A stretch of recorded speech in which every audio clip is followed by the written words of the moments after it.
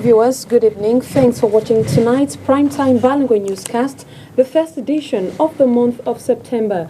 Our top stories: trans-border demarcations and relations between Cameroon and Congo have ended on a positive note as the Minister of Territorial Administration, Paul Atanga Nji, has chaired today's work session with both countries satisfied with work and border-related issues. Modernizing and strengthening ties between both countries have been key as the technical department of today's session went down to the field for evaluation. Olivier Mbuzike with a rundown of today's working session. Plus, many cosmetic products, particularly the popular brands, have been discarded off by the delegation for the Ministry of Public Health, who rule their biochemic components as unhealthy.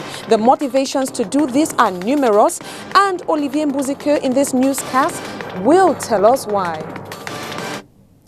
Hello, once more. Thanks for watching the 1st of September's news, Bangui Newscast on Spectrum Television. We talk trans-border relations between Cameroon and Congo in the French language with Tipita Tongo. Good evening, Tipita. Bonsoir, Joséphine Bindi. En effet, Madame, Monsieur, votre formidable fidélité nous honore. La première réunion de la sous-commission technique chargée de la démarcation, réaffirmation de la frontière Cameroun-Congo, démarré mardi à Yaoundé, a achevé ses travaux ce jour sous une note de satisfaction. Elle s'est tenue donc à Yaoundé sous la présidence du ministre camerounais de l'administration territoriale, Paul Atanga Nji. Des recommandations adoptées, plusieurs descentes sur le terrain sont prévues pour évaluer la frontière entre les deux pays, évaluation matérielle sous-entendue. Olivier Mbuzike, Frédéric Fom.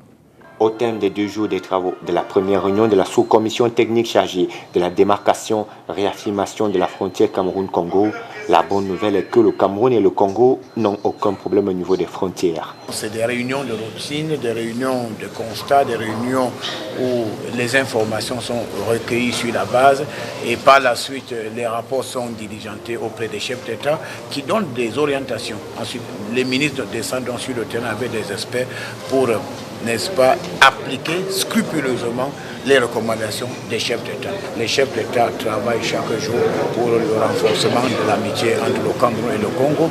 Et vous pouvez constater que la délégation congolaise qui est au Cameroun se sent, n'est-ce pas, chez elle.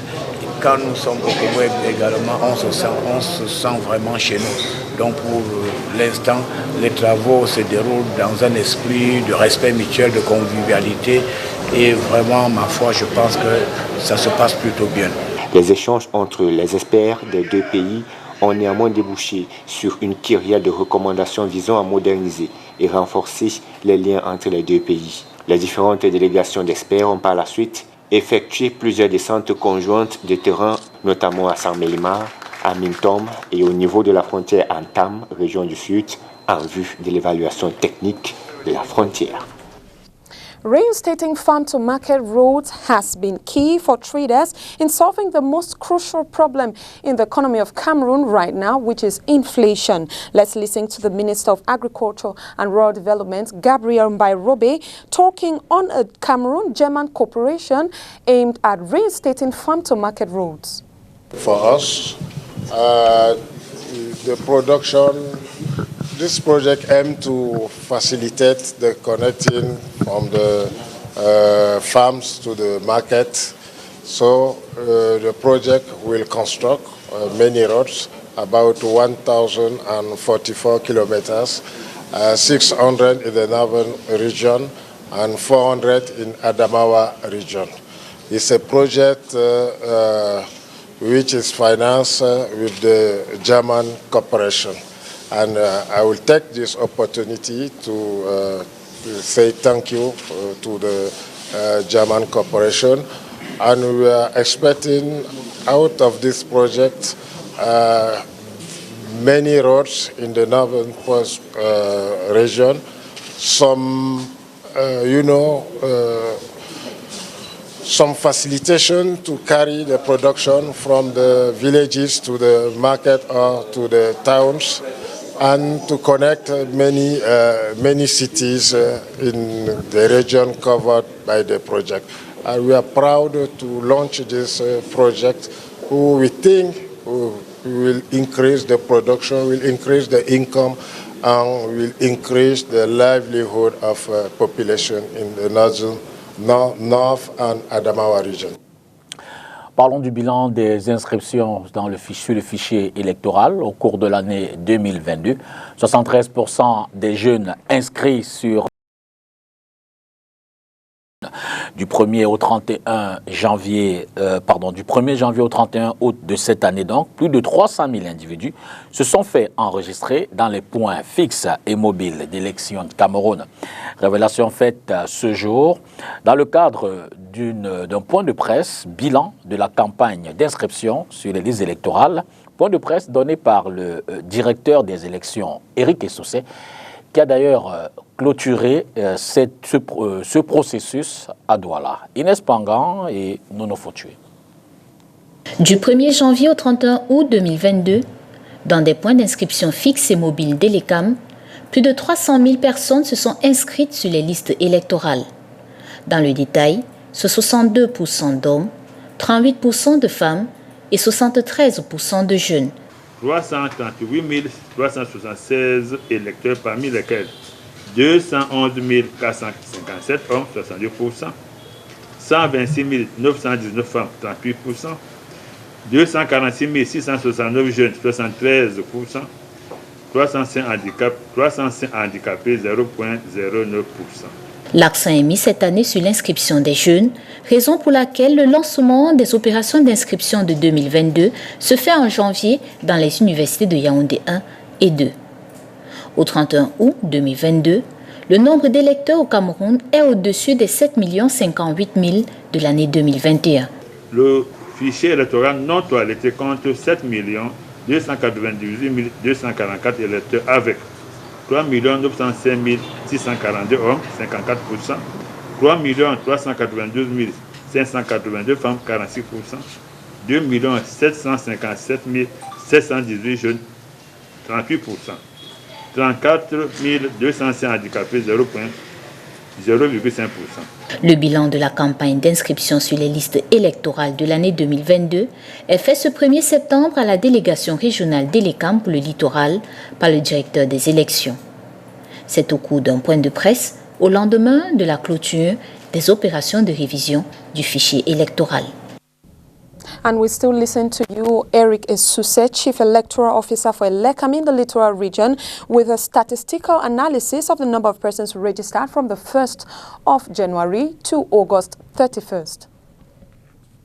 At the end of this operation, we enrolled 338,370 electors, among which are 211,457 men, 62%, 126,919 women, 38%, 246,669 youth, 73%, 305 persons with disabilities, 0.09%. Consequently, the register of voters pending cleanup now include 7,298,244 electors with 3,905,642 men, 44%, 3,392,582 women, 46%, 2,757,718 youth, 38%, 34,205 persons with disabilities, 0.5. We can observe with satisfaction that the objective fixed has been attained. 73% of electors registered are young people. An increase of 155,463 electors has been recorded compared to last year, which represents a total of 85%. And with the closing of the electoral list, our newsroom decided to go out to the streets of Douala to find out if you were registered, and this is what you had to say on Nono Foutué's microphone. Yes, of course, since it's about 3 years from now that I've been registered to Elecam 5. Because I think I have to do my duties as a citizen to participate in the election processes of my country, because it's very important. It's a duty. I think it's something that has even to be obligatory, because people don't want to get into politics, but politics is dealing with us every day. We see it with taxes, we see it with the diplomacy, and that's why I think participating in election process in Cameroon is very important, and I invite all the youth to join that process. No, I've not registered. I just know that they are telling me about registration. I have no idea if how the procedure of registration is going or what's supposed to be done, so I'm not really into that. Not yet. I've not yet registered. We're doing registration for the next coming elections. We have serious problems in the northwest and in the southwest, so it's practically impossible that we have serious problems in the country. Then we concentrate on registration without solving the problems that are in the different parts of the country. So it's practically impossible, so I'm not going to register. I don't have card elector. Because I make it, but it's not yet come out. I went there 5 times to take my card, but the card was not yet out. The card was not yet big. Retour à Yaoundé, le ministère de la Santé publique veut assainir le secteur de la cosmétique. C'est ce qui justifie la saisie hier donc de plusieurs centaines de produits commerciaux dans la parfumerie de la capitale. La descente a été effectuée par une délégation d'inspecteurs du ministère de la Santé sous la conduite du docteur Solange Kouakap et l'inspecteur général des services. Reportage, Olivier Bouzikeux et Thierry Honda. Dans cet établissement commercial spécialisé dans la vente des produits cosmétiques, plusieurs dizaines de compositions chimiques jugées impropres à la santé selon les experts sont saisies par une équipe d'inspecteurs du ministère de la Santé publique. C'est des médicaments qu'on utilise pour les maladies comme les eczémas et autres. Ces fabricants véreux ont pris ces substances pour mettre plutôt dans des produits cosmétiques qui n'ont rien à voir avec le traitement de ces maladies-là. Donc c'est pour cela que nous sommes obligés d'enlever ça dans les officines. Donc pour ceux qui ont des problèmes d'eczéma et autres maladies de peau, ils doivent aller à l'officine de pharmacie et non pas dans les parfumeries. Au quartier Bastos, comme ici à Loncac et dans plusieurs autres établissements de la ville, des rayons de produits dangereux ont été vidés. Le ministère de la Santé publique veut assainir le secteur de la cosmétique. Selon les experts, les produits saisis sont à l'origine des maladies en pleine recrudescence, comme le diabète, le cancer, l'hypertension artérielle, entre autres. Tout ce qui est oral, injectable, ça a des résultats rapides, mais également les dégâts sont énormes sur le plan sanitaire. Donc nous demandons de ne plus utiliser ces produits. En dehors du diabète, vous avez l'hypertension, vous avez le vieillissement de la peau, donc vous avez toutes sortes de maladies qui peuvent vous arriver parce que l'épiderme d'abord sert en premier lieu à nous protéger contre les intempéries. Cette opération qui a cours dans les régions du centre, de l'Est, du littoral et de l'Ouest jusqu'au 9 septembre 2022 intervient quelques jours seulement après la décision du ministre de la Santé publique interdisant la fabrication, la circulation des produits cosmétiques et d'hygiène corporelle contenant de l'hydroquinone, le mercure et leurs dérivés, ainsi que les corticoïdes. Après la saisine, tous les produits seront détruits selon les normes environnementales en vigueur. Quelques informations relativement à la rentrée scolaire 2022-2023. Des élus du Rassemblement démocratique du peuple camerounais, le RDPC, élus de la circonscription électorale Vaury-Centre, donnent du sourire à certains habitants. Au cours de la 13e édition de la caravane de solidarité, plusieurs familles du département ont reçu des fournitures scolaires. L'événement se déroule le 31 août 2022 à la salle des fêtes d'Aqua, ici à Douala, et l'événement est initié par les honorables Docolens Albert et Marlise Sopo-Touté. Reportage, Orient Donken, Julie Pont. La jeunesse, c'est l'avenir d'un pays. Pour assurer celui-ci, des élus locaux du Rassemblement démocratique du peuple camerounais Vaury-Centre misent sur l'éducation. De ce fait, Ils ont décidé d'apporter leur aide à de nombreuses familles de leur circonscription électorale.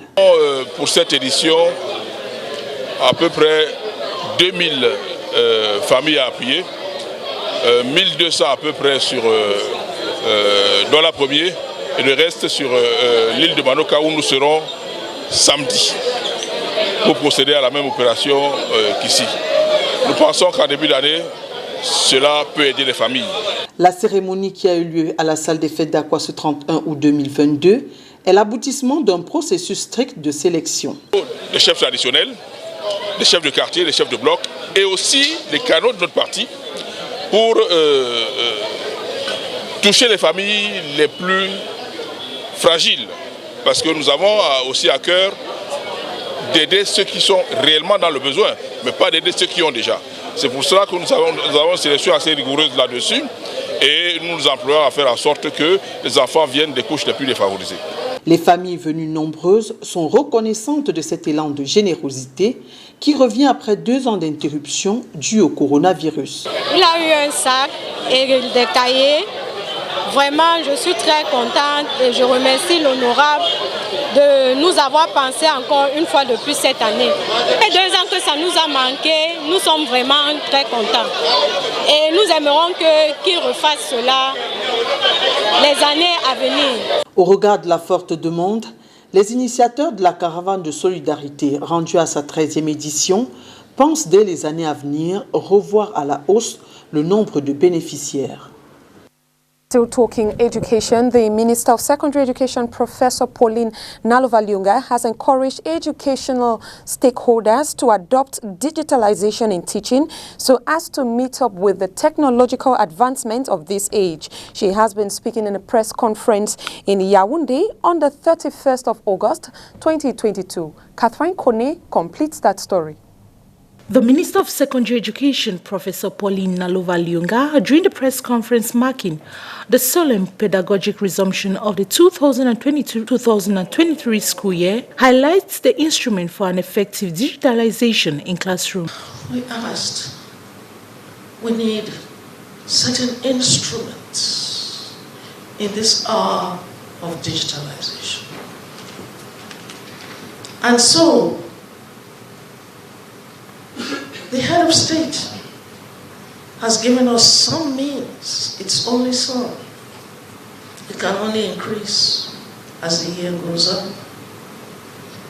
That is to say, the solar system, build a solar system,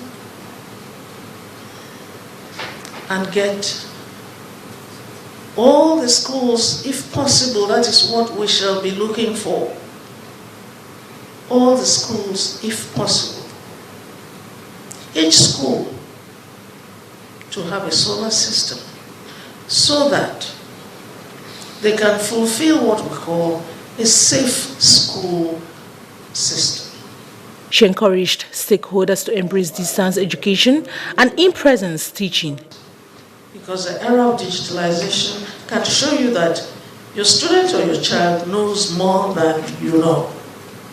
That is what we call digitalization. And therefore you get ready for it. And I said, instead of us talking so much about strikes, maybe some of those who go on strike should see how better teachers they can be by using technology instead of wasting the time going on strike. Because soon the children will know more than you know, and you become useless in the classroom. But that is it, when you stay in your home. The conference had as theme, digitalization of teaching, an effective and efficient determining factor for the provision of training at the Ministry of Secondary Education. Pour ce qui est de la confection des tenues scolaires, les affaires ne sont pas forcément réluisantes. On a fait un tour du côté du marché Congo de Douala où les couturiers disent ne pas encore recevoir beaucoup de parents comparativement à l'année dernière, par exemple. Une situation qui s'explique par la concurrence des produits importés, mais aussi par le contexte économique. De la Reine Ganzeux, non Fautué.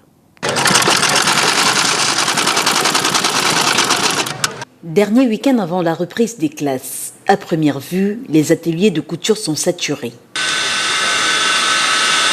C'est tout ce que tu as fait comme produit. Pourtant, à en croire les couturiers, les affaires ne sont pas aussi bonnes qu'elles devraient l'être en cette période.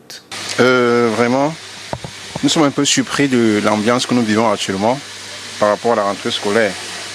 Parce qu'en fait, nous ne voyons pas vraiment le mouvement des parents qui vient pour pouvoir confectionner les tenues pour les enfants. Du coup, les choses ne marchent pas vraiment comme ça devait marcher. Replongeons dans ses souvenirs, c'est avec beaucoup de nostalgie que cette couturière se remémore de ce qu'était la saison des tenues de classe à chaque rentrée scolaire. J'ai dit auparavant, 10 ans aujourd'hui, quand il fallait travailler les tenues scolaires, vraiment, c'était n'importe qui dormait au marché. Tu fuyais le travail. Mais aujourd'hui, il n'y a rien. Vous venez le matin, vous rentrez comme vous êtes venu, il n'y a rien. Vous payez les loyers, vous payez tout, mais il n'y a pas d'argent. Qu'est-ce qui explique dans ce ralentissement de l'activité? Concurrence déloyale pour ce tailleur. Le marché là, on se bat, malgré la concurrence avec les produits importés. C'est vrai que les Chinois envahissent le marché avec ce produit de sport, mais on se bat à les concurrencer quand même. Recyclage des anciennes tenues pour cet autre. Ce n'est que les enfants qui vont en 6e, non? Parce que les autres ont les anciennes tenues. C'est ceux qui quittent du coup moyen de aller en 6e. Que le parent est dans l'obligation de faire la tenue de l'enfant. Entre passé glorieux et présent pas très clair, le marché ne se résume pas qu'aux tenues de classe. Ça, c'est les simples tenues, c'est pour une dot. Pour une dot, ce n'est pas la tenue scolaire. Et en ce moment-là, est-ce que les gens pouvaient coudre le genre de tenue si c'était que la tenue? Dans tous les ateliers, tu pouvais trouver que rien que les tenues. Aujourd'hui, il n'y a plus de tenues. Tout espoir de faire de bonnes affaires n'est cependant pas mort, car certains parents restent des adeptes de la dernière minute. And we take you to the Fako Division, Southwest region of Cameroon, Boya, where there is scarcity of cooking gas for domestic use. A bottle which usually sells at 6,500 francs goes to 7,500 francs or 10,000 depending on the vendor. Catherine Kone with details. The scarcity of cooking gas in the city of Boya is becoming a call for concern, as inhabitants have been for several weeks without the precious air. I think what is happening right now, you're here in front of Moloko Municipal Stadium, and you can look behind a lot of bottle of gas, empty bottle of gas, because of the scarcity of gas in town. So I think that's the reason why you can see a lot of people here to buy their own and go and sell. Why not those who want to go and use in their own various homes? So I think it's already because of the scarcity of the gas that has been in town. Might be for about 2 or 3 weeks. We have not been able to have direct suppliers. That explains why people are here as much as you can see as of now. So it's all about scarcity. It's not really easy to have gas in Boya. It's really a stress, a nightmare. For 2 weeks, last week the people did not come. That is why we have scarcity of gas now. For those who are doing house retail, they give them just 10 bottles of gas each. Even when it's available, the prices sold by vendors are exorbitant. Well, there's a big difference in it because there's a really big difference in the price that the company gives and the one we buy in the cartel. Hoping and praying that we'll be able to get a lot of supply. So things like this should not happen each and every week. That people come to buy their gas. I can say concerning gas issue in Boya as of now. Although 3 companies supply this cooking gas in Cameroon, there are still to meet the demands of the population. Due to its scarcity, many family and students in Boya have been forced to resort to traditional cooking methods. À l'étranger, commençons par évoquer cette offensive conjointe Éthiopie-Érythrée contre les rebelles du Tigré, avant d'aller en Côte d'Ivoire pour évoquer également l'interpellation de Pulchérie Balé, activiste ivoirienne, qui suscite la réaction de son avocat au moment où son conseiller dénonce cette arrestation.